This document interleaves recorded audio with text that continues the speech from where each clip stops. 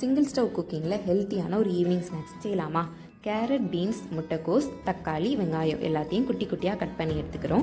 2 முட்டையை வேக வச்சு அதையும் குட்டி குட்டியாக கட் பண்ணி எடுத்துக்கலாம். நம்ம வீட்டிலேயே டொமேட்டோ சாஸ் செய்ய போகிறோம். அதுக்காக 3 தக்காளி பழத்தை நல்லா வேக வச்சு ஸ்கின்னை ரிமூவ் பண்ணிவிட்டு அரைச்சி ஃபில்டர் பண்ணி ஒரு பேனில் கன்வெர்ட் பண்ணிக்கிறோம். இப்போ அது நல்லா ஹீட் ஆகி கொதிச்சு வர்றப்போ கொஞ்சமாக சுகர், பிஞ்ச் ஆஃப் சால்ட், கொஞ்சமாக காரத்துக்கு ஏற்றாப்பில் வத்தப்பொடி ஆட் பண்ணி அதையும் நல்லா மிக்ஸ் பண்ணி விட்டுட்டு பாயில் பண்ண விட்டிங்கன்னா இந்த கன்சிஸ்டன்சி நமக்கு கிடைச்சிரும்.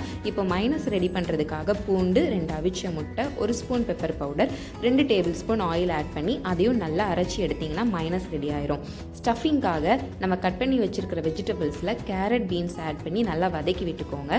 அது கூட கேபேஜ், ஆனியன், தக்காளி பழம், நம்ம கட் பண்ணி வச்சுருக்க முட்டை, மைனஸ் எல்லாத்தையுமே ஆட் பண்ணி நல்லா மிக்ஸ் பண்ணி விட்டோம்னா நமக்கு ஸ்டஃபிங் ரெடி ஆயிரும். இப்போ ஷவர்மாக்கு பேஸான சப்பாத்தி ரோல் நம்ம ரெடி பண்ணிக்கலாம். சப்பாத்தி தேய்ச்சி ரெடி பண்ணிவிட்டு அதில் நம்ம பண்ணி வச்சுருக்க ஸ்டஃபிங் எடுத்து ஆட் பண்ணி கொஞ்சமாக டொமேட்டோ சாஸும் ஆட் பண்ணி ரோல் பண்ணி எடுத்தோன்னா ஹெல்த்தியான வீட்டிலேயே செய்யக்கூடிய எக் ஷவர்மா ரெடி ஆயிரும்.